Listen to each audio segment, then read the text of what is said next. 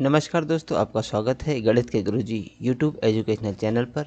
दोस्तों, आज का जो वीडियो है वो है लुसेंट का वास्तुनिष्ठ सामान्य ज्ञान पर। दोस्तों, यह लुसेंट की 2023 की न्यू एडिशन की बुक है जो हमारे इस चैनल पर जिसका रिवीजन करवाया जा रहा है। बिल्कुल शुरू से शुरुआत करके बिल्कुल एक एक क्वेश्चन को अंत तक करवाया जाएगा। दोस्तों, ये काफी महत्वपूर्ण बुक है सभी एक दिवसीय गवर्नमेंट जॉब एग्जाम्स के लिए। दोस्तों, इस बुक को किए बिना जीके की तैयारी अधूरी है। जिन लोगों ने अभी अभी तैयारी करना शुरू किया है उनके लिए बहुत ही अच्छा चांस है, क्योंकि उनकी शुरुआत से ही इस बुक की शुरुआत हो रही है। और जो बहुत पहले से इसकी तैयारी कर रहे हैं उनके लिए इसका रिवीजन हो जाएगा।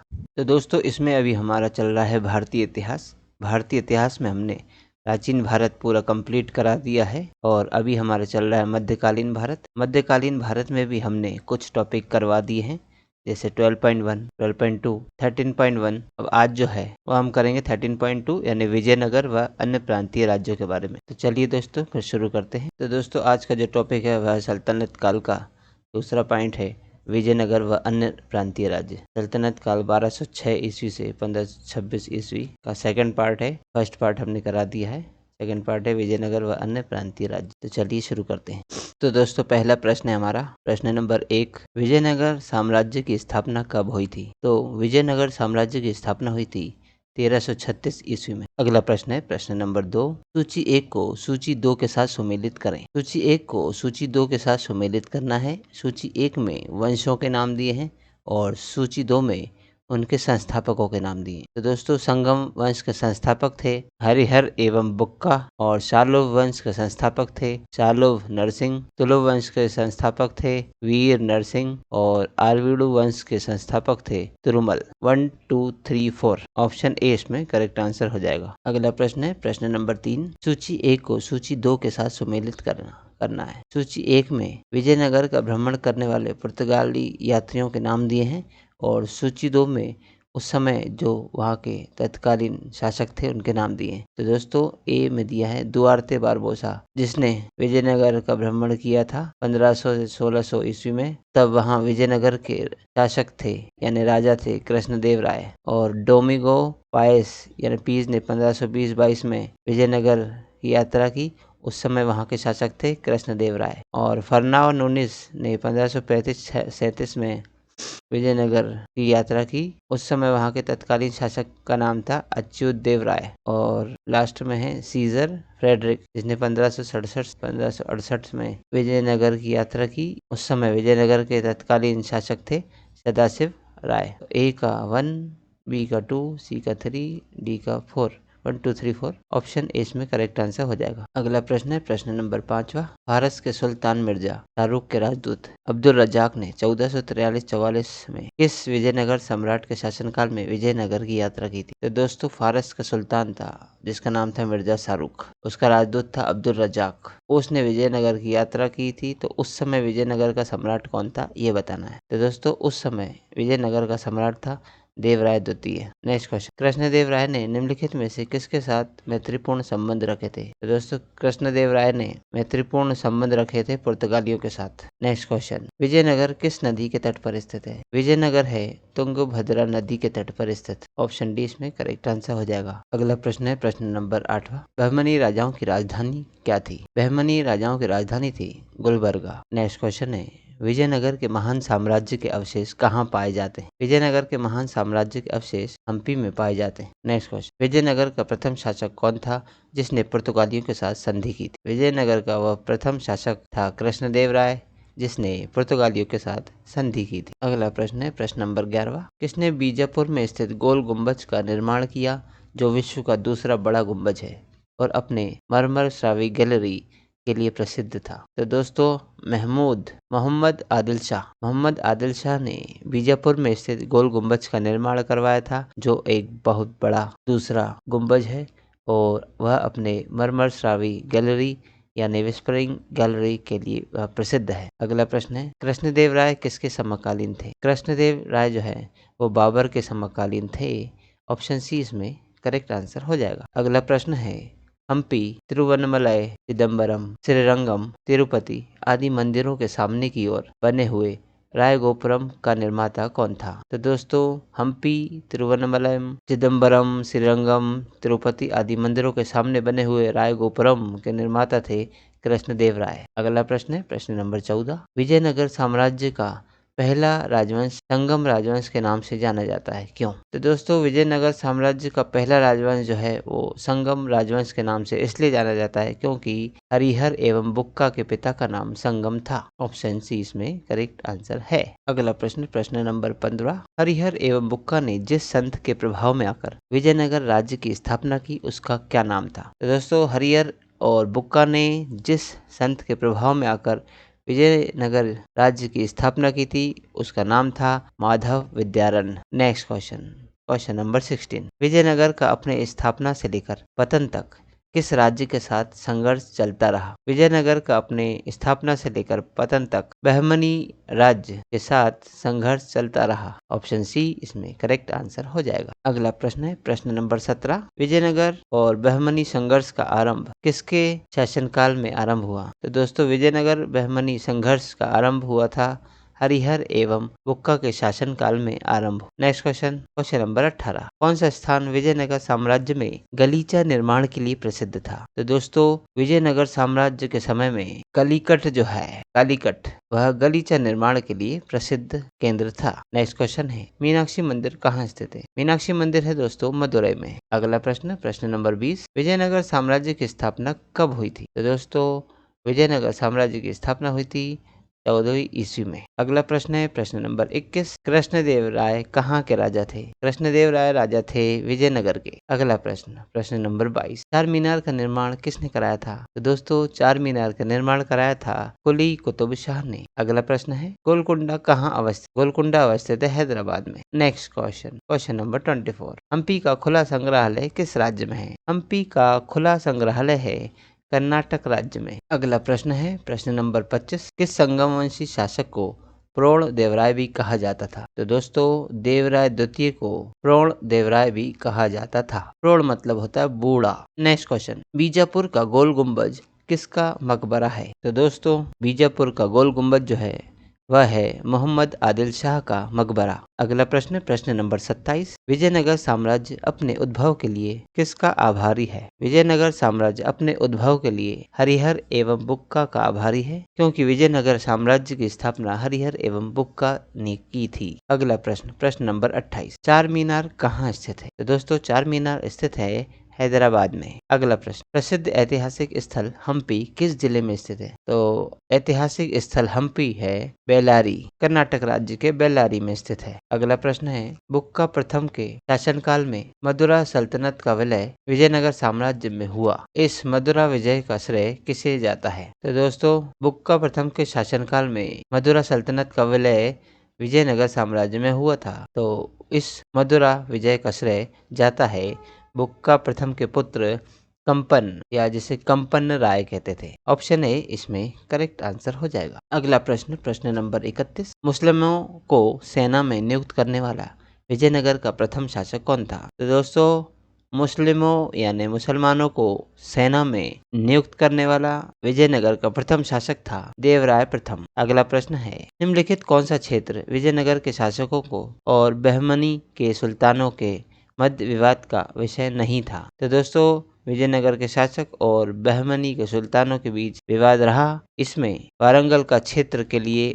उनमें विवाद नहीं रहा, जबकि कृष्णा तुंगभद्रा का दोआब क्षेत्र और गोदावरी कृष्णा का डेल्टा क्षेत्र और मराठा का कोंकण आदि क्षेत्र के लिए विजयनगर के शासकों और बहमनी के सुल्तानों के मध्य विवाद चलता रहा। अगला प्रश्न है निम्नलिखित में से विजयनगर राज्य का प्रथम राजवंश कौन सा था? तो दोस्तों विजयनगर राज्य का प्रथम राजवंश था संगम राजवंश। ऑप्शन बी इसमें करेक्ट आंसर हो जाएगा।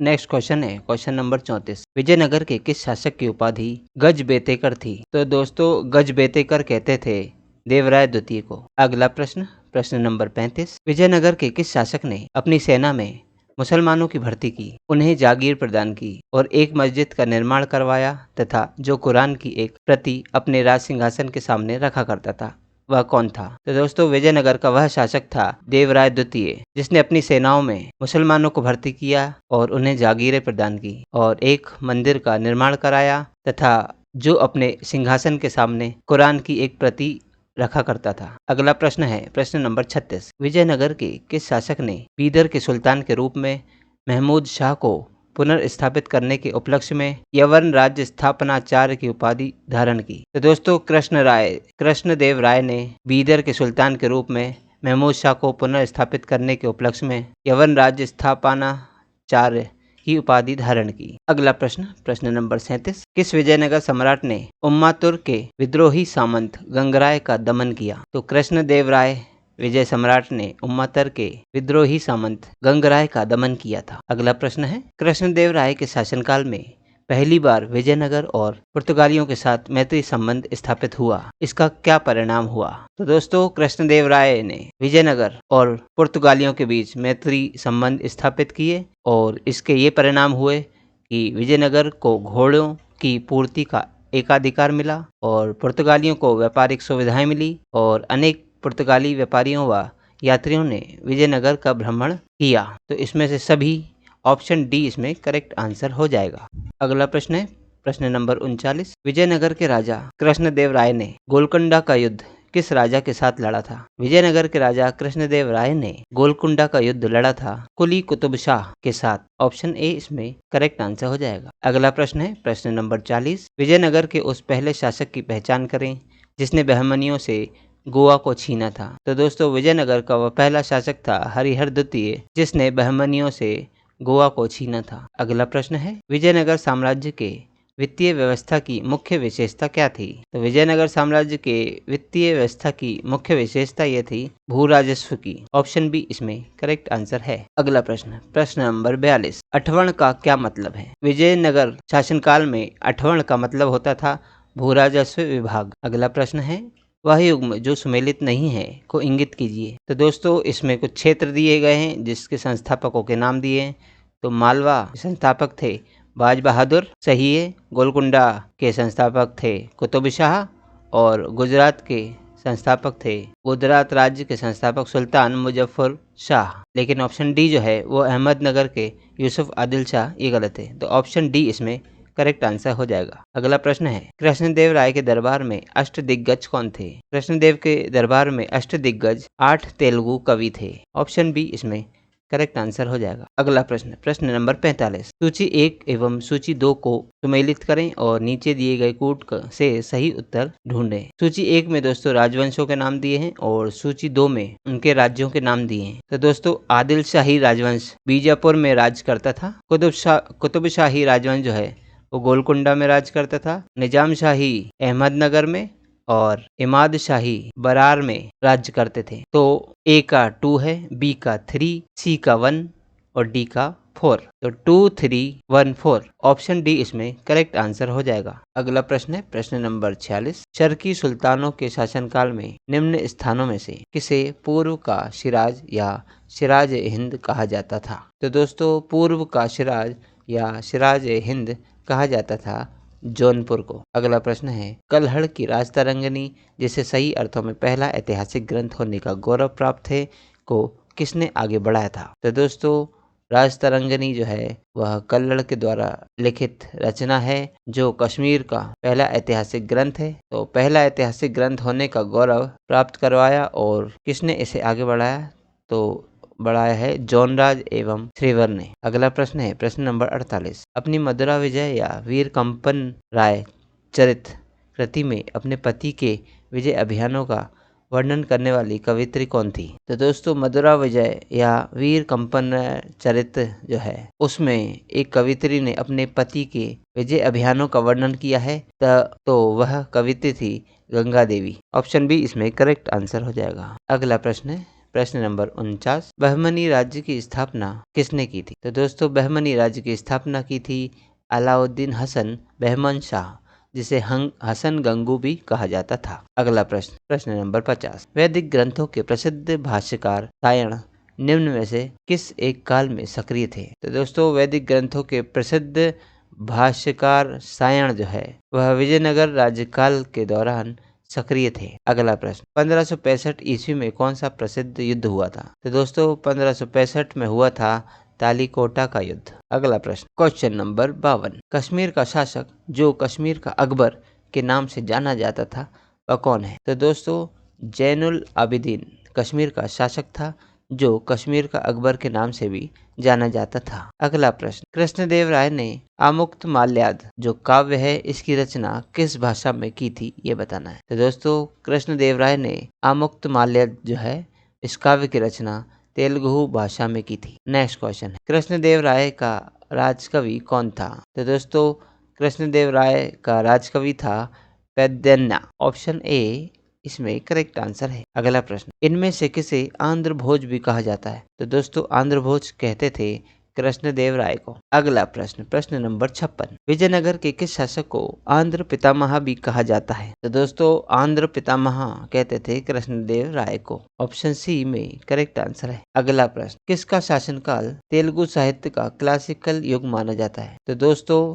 तेलुगु साहित्य का क्लासिकल युग कृष्णदेव राय के शासनकाल को माना जाता है। अगला प्रश्न है, सूची 1 को सूची 2 के साथ सुमेलित करना है। तो दोस्तों सूची 1 में पुस्तकों के नाम दिए हैं और सूची 2 में लेखकों के नाम दिए हैं। तो दोस्तों पहला है मनुचरितम। मनुचरितम को लिखा था अल्लासनी पेद्दन्ना ने और पारिजात अपहरणम को लिखा था नंदी तिम्मैया ने और पांडुरंग महामत्य को लिखा तेनाली रामकृष्णन ने और आमुक्तमाल्याद को लिखा कृष्णदेव राय ने। तो दोस्तों ए का 1, बी का 2, सी का 3 और डी का 4। 1 2 3 4 ऑप्शन ए इसमें करेक्ट आंसर हो जाएगा। अगला प्रश्न, कृष्णदेव राय ने निम्नलिखित में से किसका निर्माण नहीं किया? तो दोस्तों कृष्णदेव राय के द्वारा बनाई गई मंदिरों में कृष्णा स्वामी मंदिर है, विठल स्वामी मंदिर है और हजार रामस्वामी मंदिर है। दोस्तों कृष्णदेव राय ने मीनाक्षी मंदिर नहीं बनवाया, इसलिए ऑप्शन नंबर डी इसमें करेक्ट आंसर हो जाएगा। अगला प्रश्न, किस पुस्तक में कृष्णदेव राय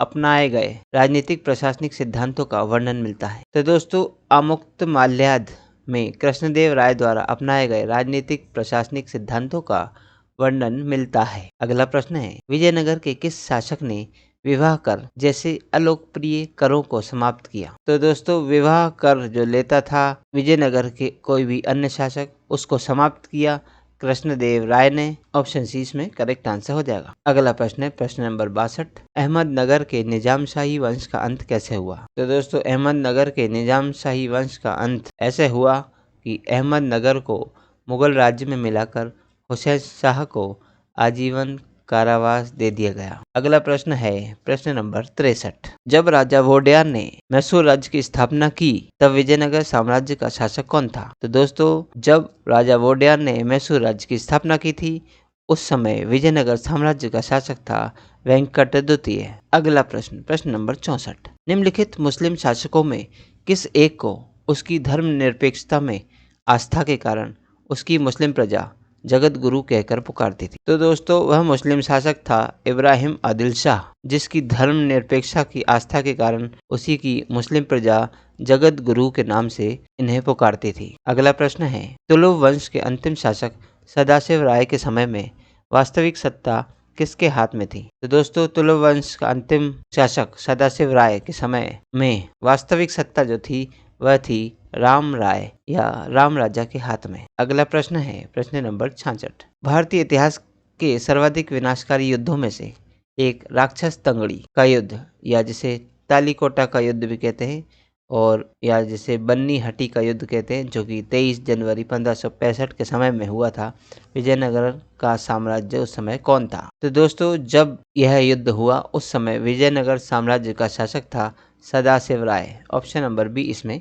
करेक्ट आंसर हो जाएगा। अगला प्रश्न है, तालीकोटा का युद्ध का कारण क्या था? तो दोस्तों तालीकोटा के युद्ध का कारण था कि राम राय का दक्षिणी सल्तनतों के साथ दम्भपूर्ण व्यवहार और उनकी अंतर्राज्यीय राजनीति में हस्तक्षेप और विजयनगर के प्रति दक्षिणी सल्तनतों की समान ईर्ष्या व घृणा की भावना। तो इसमें ए और बी दोनों सही है, इसलिए ऑप्शन इसमें सी सही आंसर हो जाएगा। अगला प्रश्न है, विजयनगर के विरुद्ध दक्षिणी सल्तनतों द्वारा बनाए गए महासंघ में कौन शामिल नहीं था? तो दोस्तों विजयनगर के विरुद्ध दक्षिणी सल्तनतों द्वारा बनाया गया महासंघ में बरार जो है वह शामिल नहीं था, जबकि बीजापुर, अहमदनगर और गोलकुंडा इस महासंघों में शामिल थे। अगला प्रश्न, इस युद्ध को विजयनगर साम्राज्य के शानदार युग का अंत माना जाता है? तो दोस्तों तालीकोटा का युद्ध जो है वह विजयनगर साम्राज्य के शानदार युग का अंत माना जाता है। अगला प्रश्न, प्रश्न नंबर 7, किस यात्री ने तालीकोटा युद्ध के बाद विजयनगर साम्राज्य का भ्रमण किया और इस राजकीय नगर के विनिष्ट वैभव पर टिप्पणी की? तो दोस्तों सीजर फ्रेडरिक ने तालीकोटा युद्ध के बाद विजयनगर साम्राज्य का भ्रमण किया और इस राजकीय नगर के वैभव में टिप्पणी की। अगला प्रश्न, विट्ठल स्वामी का मंदिर किस देवता को समर्पित मंदिर है? विट्ठल स्वामी का मंदिर जो है वह विट्ठल के रूप में विष्णु जी देवता को समर्पित है। अगला प्रश्न है, किस मंदिर का भीतरी दीवारों पर रामायण के दृश्य उत्कीर्ण किए गए हैं? तो दोस्तों पूछ रहे हैं कि ऐसा कौन सा मंदिर है जिसके भीतरी मतलब अंदर की दीवारों पर रामायण के दृश्य उत्कीर्ण किए गए हैं? तो दोस्तों वह मंदिर है हजारा रामस्वामी मंदिर, जिसके भीतरी दीवारों पर रामायण के दृश्य उत्कीर्ण किए गए हैं। ऑप्शन बी इसमें करेक्ट आंसर हो जाएगा। अगला प्रश्न है, मदुरा का मीनाक्षी मंदिर का निर्माण किसने कराया था? तो दोस्तों मदुरई, जिसका प्राचीन नाम मदुरा था,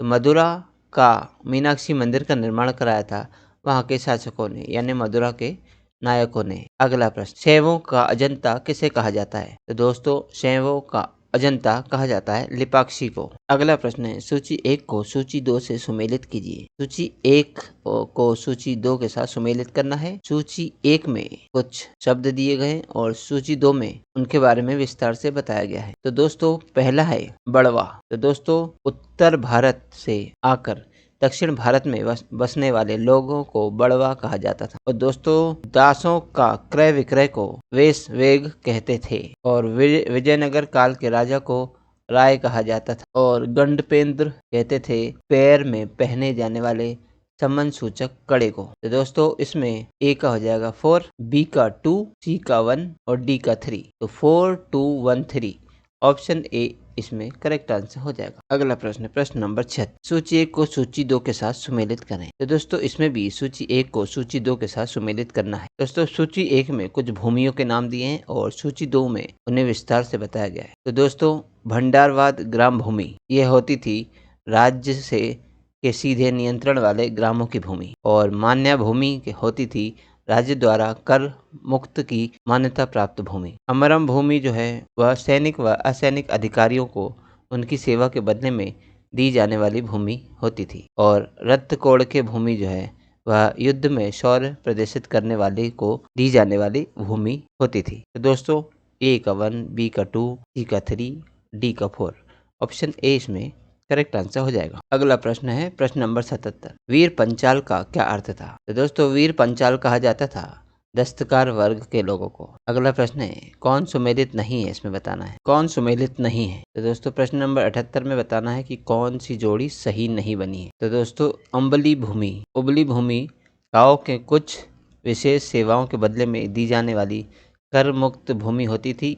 यह सही है। कुट्टगी यानी पट्टे पर ली गई भूमि, यह भी सही है। और कुदी कृषक मजदूर, यह भी सही है। लेकिन मान्य भूमि राज्य के सीधे नियंत्रण वाले ग्रामों की भूमि, ये गलत है। तो ऑप्शन डी इसमें करेक्ट आंसर हो जाएगा। दोस्तों इससे पहले वाले प्रश्न में हमने पढ़ा था कि राज्य के सीधे नियंत्रण वाले ग्रामों की भूमि को भंडारवाद भूमि कहा जाता है, तो यह सही सुमेलित नहीं है, इसलिए ऑप्शन नंबर डी इसमें करेक्ट आंसर हो जाएगा। अगला प्रश्न है मराठा कालीन पेशवा के समतुल्य विजयनगर का केंद्रीय प्रशासनिक पद कौन सा था? तो दोस्तों मराठा कालीन पेशवा के समतुल्य यानी उसके बराबर विजयनगर का केंद्रीय प्रशासनीय पद जो था वह था प्रधानी, या जैसे महाप्रधानी कहते थे। ऑप्शन ए इसमें करेक्ट आंसर हो जाएगा। अगला प्रश्न है सूची 1 को सूची 2 के साथ सुमेलित करना है। तो सूची 1 में दोस्तों विजयनगर साम्राज्य में कुछ पदों के नाम दिए हैं और सूची 2 में उनका अर्थ दिया हुआ है। तो दोस्तों सभानायक मंत्री परिषद का अध्यक्ष होता था। सर्वनायक जो है वह होता था मुख्य सचिव, और माननीय प्रधानम कहते थे गृह मंत्री को, और मुद्रा कर्ता जो है वह शाही मुद्रा को रखने वाला होता था। ए का 1, बी का 2, सी का 3 और डी का 4 1, 2, 3, 4 ऑप्शन इसमें ए करेक्ट आंसर हो जाएगा। अगला प्रश्न है निम्नलिखित में से किस काल में प्रशासन में नायनकार व्यवस्था एवं आयंगार व्यवस्था प्रचलित थी? तो दोस्तों विजयनगर काल में ये नायकार व्यवस्था और आयंगार व्यवस्था प्रचलित थी। अगला प्रश्न है अमरम का क्या अर्थ था? तो अमरम जागीर को कहते थे। ऑप्शन ए इसमें करेक्ट आंसर है। अगला प्रश्न है, विजयनगर काल में ग्रामीण शासकीय इकाई पर शासन के लिए 12 व्यक्तियों को नियुक्त किया जाता था, जिसे क्या कहा जाता था? तो दोस्तों विजयनगर काल में ग्रामीण शासकीय इकाई पर शासन के लिए 12 व्यक्तियों की नियुक्ति होती थी। उन 12 व्यक्तियों को आयंगार कहा जाता था। नेक्स्ट क्वेश्चन, शिष्ट का क्या अर्थ था? तो दोस्तों भूमिकर को शिष्ट कहा जाता था। अगला प्रश्न, विजयनगर साम्राज्य में सैनिक विभाग किस नाम से जाना जाता था? तो दोस्तों विजयनगर साम्राज्य में सैनिक विभाग को कदाचार कहते थे। अगला प्रश्न है प्रश्न नंबर 86, तेलुगु के कवित्रय में कौन शामिल नहीं था? तो दोस्तों हमें बताना है कि विजयनगर साम्राज्य के समय वहाँ तेलुगु के कवियों में कौन शामिल नहीं था? तो दोस्तों वह शामिल नहीं था तिरुवल्लुवर, जबकि नान्नय, तिक्कन और येरा प्रगड़ ये सभी विजयनगर के तेलुगु कवि के नाम हैं। अगला प्रश्न है, सूची 1 को सूची 2 के साथ सम्मिलित करना है। तो सूची 1 में दोस्तों राज्यों के नाम दिए हैं और सूची 2 में उनके संस्थापकों के नाम। तो दोस्तों जौनपुर राज्य के संस्थापक थे मलिक सरवर, जिसे ख्वाजा जहां भी कहा जाता था, और मालवा राज्य के संस्थापक थे दिलावर खां गौरी। गुजरात राज्य के संस्थापक थे जफर खां मुजफ्फर शाह, और बंगाल राज्य के संस्थापक थे शमसुद्दीन इलियास शाह। तो ए का 1, बी का 2, सी का 3, डी का 4, 1 2 3 4 ऑप्शन ए इसमें करेक्ट आंसर हो जाएगा। अगला प्रश्न है, खानदेश राज्य का संस्थापक कौन था? तो दोस्तों खानदेश राज्य का संस्थापक था मलिक रजा फारूकी। अगला प्रश्न है, तैमूर लंग के आक्रमण के बाद गंगा की घाटी में स्थापित होने वाला राज्य कौन सा था? तो दोस्तों तैमूर लंग ने आक्रमण किया था 1398 में। तो तैमूर लंग के आक्रमण के बाद गंगा की घाटी में स्थापित होने वाला राज्य था जौनपुर। अगला प्रश्न है, कहाँ के शासक की उपाधि सुल्तान उस सर्क यानी पूर्व का स्वामी थी? तो दोस्तों जौनपुर के शासक को सुल्तान उस सर्क यानी पूर्व का स्वामी कहा जाता था। अगला प्रश्न, मालवा के किस शासक के शासनकाल में मालवा राज्य का विलय अकबर द्वारा मुगल साम्राज्य में कर लिया गया? तो दोस्तों अकबर ने जब मालवा राज्य को मुगल राज्य में शामिल किया, उस समय मालवा का शासक था बाज बहादुर। अगला प्रश्न है, अहमदाबाद की स्थापना किसने की थी? तो अहमदाबाद की स्थापना की थी अहमद शाह प्रथम ने। नेक्स्ट क्वेश्चन है, महमूद बेगड़ा किस राज्य का प्रसिद्ध सुल्तान था? तो दोस्तों महमूद बेगड़ा जो है वह गुजरात राज्य का प्रसिद्ध सुल्तान था। अगला प्रश्न है, कश्मीर के प्रसिद्ध शासक जैन उल आबिदीन ने महाभारत, राजतरंगिणी आदि संस्कृत ग्रंथों का अनुवाद किस भाषा में करवाया? तो दोस्तों कश्मीर का प्रसिद्ध शासक जैन उल आबिदीन ने महाभारत और राजतरंगिणी आदि संस्कृत ग्रंथों का अनुवाद फारसी भाषा में करवाया था। अगला प्रश्न है, कश्मीर के किस शासक को कश्मीरी बडशाह के नाम से याद किया जाता है? तो दोस्तों बडशाह यानी कि महान सुल्तान। तो कश्मीर का वो शासक था जैन उल आबिदीन, जिसे बडशाह के नाम से याद किया जाता है। अगला प्रश्न है, महाभारत का बंगला में अनुवाद बंगाल के किस सुल्तान ने करवाया था? तो दोस्तों महाभारत का बांग्ला भाषा में अनुवाद बंगाल के नुसरत शाह ने करवाया था। अगला प्रश्न है, निम्नलिखित में से भारत का पहला मुस्लिम शासक कौन था जिसने हिंदुओं से जजिया कर न लेने का आदेश दिया? तो दोस्तों भारत का वह पहला मुस्लिम शासक था अलाउद्दीन हसन बहमन शाह, जिसने हिंदुओं से जजिया कर न लेने का आदेश दिया था। अगला प्रश्न है,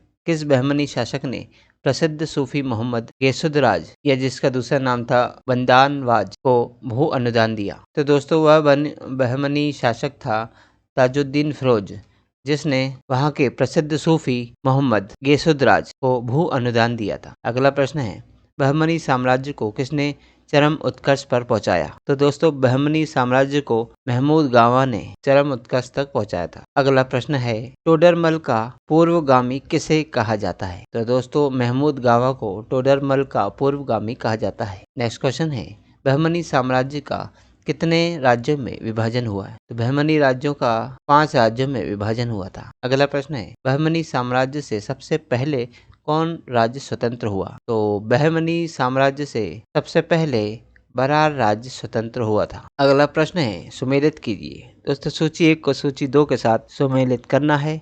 सूची 1 में राज्यों के नाम दिए हैं जो अन्य राज्यों में विलय हो गए, और सूची 2 में उन राज्यों का विलय किसके द्वारा करवाया गया यह बताना है। तो दोस्तों बरार राज्य का विलय अहमदनगर में हुआ, अहमदनगर के द्वारा किया गया, और अहमदनगर का विलय शाहजहां के द्वारा करवाया गया। बीजापुर व गोलकुंडा का विलय औरंगजेब द्वारा किया गया और बीदर का विलय किया था बीजापुर राज्य में। 1 2 3 4 ऑप्शन ए इसमें करेक्ट आंसर हो जाएगा। अगला प्रश्न है, बहमनी साम्राज्य से सबसे अंत में कौन राज्य स्वतंत्र हुआ? तो बहमनी साम्राज्य से सबसे अंत में स्वतंत्र होने वाला राज्य था बीदर। नेक्स्ट क्वेश्चन है, अदीना मस्जिद कहाँ स्थित है? अदीना मस्जिद है बंगाल में स्थित। नेक्स्ट क्वेश्चन है, अटाला मस्जिद कहाँ पर स्थित है?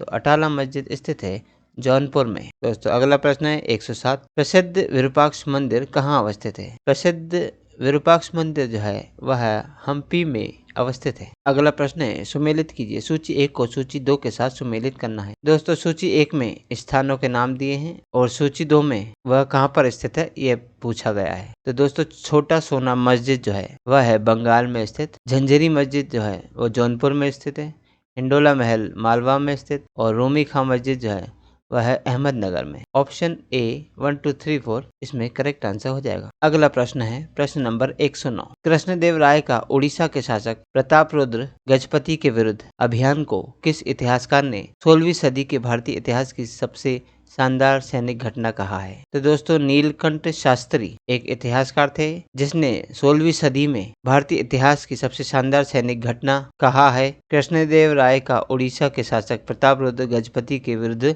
अभियान को। ऑप्शन सी इसमें करेक्ट आंसर हो जाएगा। अगला प्रश्न है, प्रसिद्ध विजय विठल मंदिर जिसके 56 तक्षित स्तंभ संगीतमय स्वर निकालते हैं वह कहाँ अवस्थित है? तो दोस्तों प्रसिद्ध विजय विठल मंदिर जो है वह हम्पी में अवस्थित है। अगला प्रश्न नंबर 111, विजयनगर साम्राज्य के बारे में निम्नलिखित कथनों पर विचार कीजिए। उपयुक्त कथनों में से कौन सा कथन सही है ये बताना है। तो दोस्तों 3 कथन दिए हैं, तीनों में कौन से सही है ये बताना है। तो पहला है, विजयनगर का उल्लेख उसके मसालों, वस्त्रों और रत्नों के बाजारों के लिए होता था, ये सही है। कृष्णदेव राय का शासन साम्राज्यिक संरचना के अंदर के तनावों से विशेषित था, ये भी सही है। अमरनायक सैन्य कमांडर होते थे जिन्हें राजाओं के द्वारा शासनार्थ क्षेत्र दिए जाते थे, ये भी सही है। तो दोस्तों तीनों सही है, ऑप्शन ए इसमें करेक्ट आंसर हो जाएगा। अगला प्रश्न है, राजा कृष्णदेव राय के संबंध में निम्नलिखित में से कौन सा कथन सही नहीं है? तो दोस्तों कृष्णदेव राय के संबंध में ये कथन सही नहीं है कि उन्होंने अपनी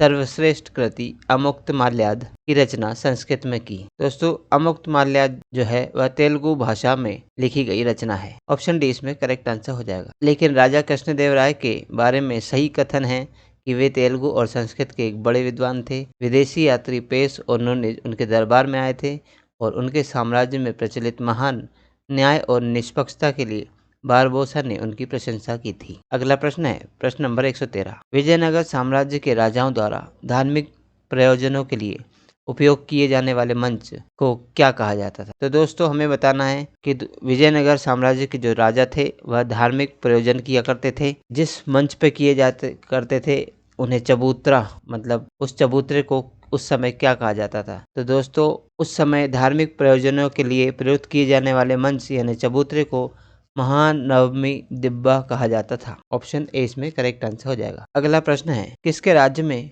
कल्याण मंडप की रचना मंदिर निर्माण का एक विशिष्ट अभिलक्षण था? तो दोस्तों विजयनगर राज्य में कल्याण मंडप की रचना मंदिर निर्माण का एक विशिष्ट अभिलक्षण होता था। ऑप्शन डी इसमें करेक्ट आंसर हो जाएगा। तो दोस्तों आज का ये टॉपिक था विजयनगर राज्य, जिसमें 114 प्रश्न थे जो हमारे द्वारा पूरे कर लिए गए हैं। दोस्तों यदि आज के वीडियो का आप PDF प्राप्त करना चाहते हैं तो हमारे टेलीग्राम चैनल गणित के गुरुजी को ज्वाइन कर सकते हैं। हमारे टेलीग्राम चैनल गणित के गुरुजी को ज्वाइन करने के लिए नीचे दिए गए फ़ोन नंबर पर आपको संपर्क करना होगा, जिससे आप हमारे टेलीग्राम चैनल का हिस्सा बन सकेंगे, जिससे भविष्य में लाइफ टाइम सभी वीडियोस के PDF आपको प्राप्त हो सकेंगे। दोस्तों यदि आप चैनल पर नए हैं तो चैनल को सब्सक्राइब कर लीजिए, वीडियो को लाइक कीजिए और इसे शेयर भी कीजिए। दोस्तों मिलते हैं अब अगले वीडियो में अगली प्रश्नावली के साथ। तब तक के लिए नमस्कार।